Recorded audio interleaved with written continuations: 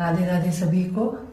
आज इंदिरा एकादशी है, उसका व्रत पूजा सब कुछ कर रही हूँ, तो उसकी कथा भी सुनिए कि क्या उसकी कथा है।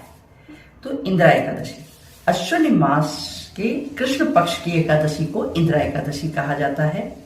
इस दिन शालिग्राम की पूजा कर व्रत करना चाहिए। पवित्र होकर शालिग्राम को पंचामृत से स्नान कराना चाहिए और वस्त्र पहनाना चाहिए। भोग लगाइए, पूजा आरती करें, पंचामृत वितरण कर शालिग्राम पर तुलसी दल अवश्य चढ़ाएं।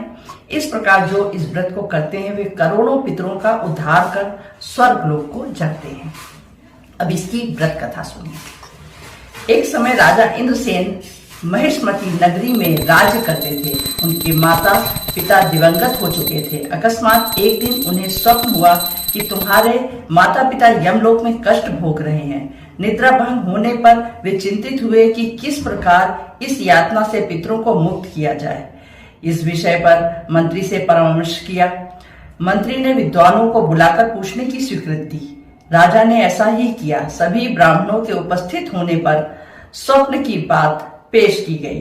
ब्राह्मणों ने कहा, राजन, यदि आप सुकुटुंब इंदिरा एकादशी का व्रत करें तो आपके पितरों की मुक्ति हो जाएगी और उस दिन आप शालिग्राम की पूजा करिए। तुलसी आदि चढ़ाकर 11 ब्राह्मणों को भोजन कराकर दक्षिणा दें और आशीर्वाद लें। इससे आपके माता पिता स्वयं ही चले जाएंगे। आप रात्रि को मूर्ति के पास ही शयन करना। राजा ने ऐसा ही किया। जब मंदिर में सो रहा था तभी भगवान के दर्शन हुए और उन्होंने कहा, हे राजा, व्रत के प्रभाव से तेरे सभी पितर स्वर्ग पहुंच गए हैं। इस दिन से इसी व्रत की महत्ता बढ़ गई।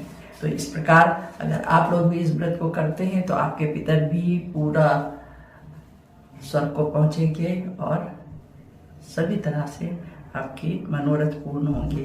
तो ये श्राद्ध का व्रत जो होता है इंदिरा एकादशी, ये पितरों के लिए किया जाता है कि सारे पितरों को शांति मिल जाती है। तो अगले व्रत उपवास तक आपसे विदा लेते हैं। फिर मिलेंगे आपसे, तब तक के लिए राधे राधे।